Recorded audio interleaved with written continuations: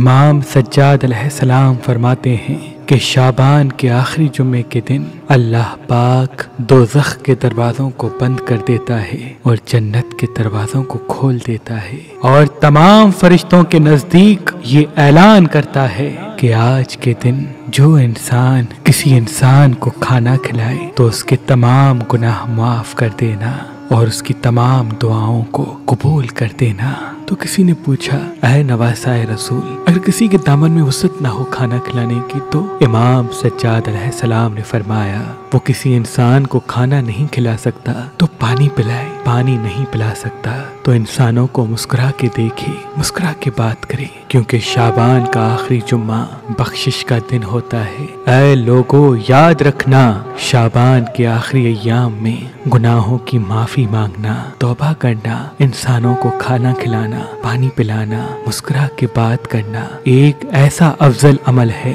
जिससे अल्लाह राजी हो जाता है और तमाम गुनाह माफ करके उस इंसान की तमाम दुआओं को फौरन कबूल कर देता है।